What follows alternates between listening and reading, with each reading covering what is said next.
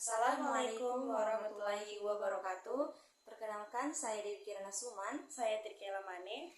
Pada video kali ini, kami akan mempresentasikan tugas kami pada mata kuliah Akhlak Tasawuf tentang sumber ajaran akhlak Islami, yaitu untuk membandingkan kedua buku. Baik, pada buku pertama tentang paradigma pendidikan Islam, integratif Al-Quran, hadis, fikih, etika, dan ilmu pengetahuan, di mana Al-Quran sebagai sumber utama, ayat-ayat tematik tentang pembentukan karakter. Al-Quran mengandung banyak ayat yang secara langsung membentuk karakter manusia atau akhlak.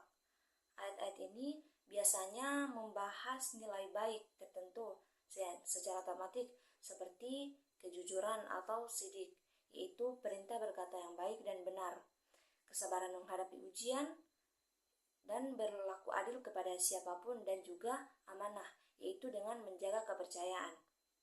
Dan adapun manusia diarahkan untuk menjadi pribadi yang bertakwa, sebagaimana yang terkandung dalam Quran surah Al-Hujurat ayat 13 yang artinya, "Hai manusia, sungguh kami telah menciptakan kamu dari seorang laki-laki dan seorang perempuan, dan kami jadikan kamu berbangsa-bangsa dan bersuku-suku supaya kamu saling kenal mengenal.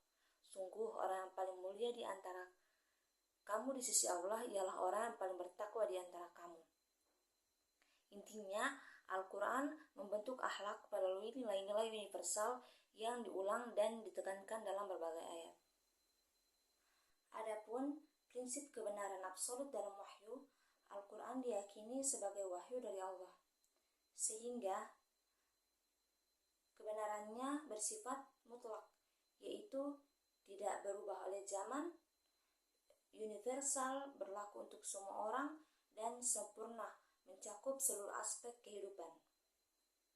Dalam akhlak, standar baik dan buruk tidak ditentukan oleh manusia, tapi berdasarkan wahyu atau Al-Quran.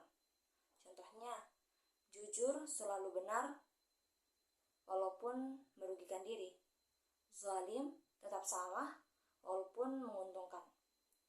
Akhlak dalam Islam tidak relatif atau tidak tetap, tetapi tetap berlandaskan kebenaran dari Allah.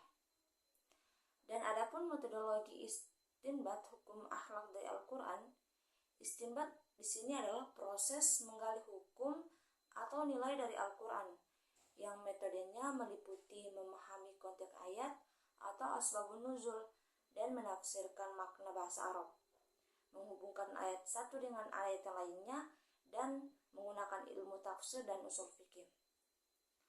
Dalam akhlak, tidak semua ayat langsung menyebut tentang akhlak, tapi bisa disimpulkan dari makna yang lebih dalam. Contoh tentang larangan ghibah, yaitu menunjukkannya dengan pentingnya menjaga lisan, dan perintah tolong-menolong, yaitu dengan menunjukkan melalui nilai solidaritas. Intinya, akhlak digali melalui pemahaman mendalam terhadap ayat, bukan sekedar membacanya atau teksnya saja. Adapun buku kedua tentang hadis sebagai penjelas akhlak, yaitu peran Nabi Muhammad sebagai uswatun hasanah, di mana Nabi Muhammad disebut sebagai teladan terbaik. Artinya, semua perilaku beliau adalah contoh akhlak yang ideal, dan beliau menerapkan langsung dalam kehidupan sehari-harinya dari Al-Quran.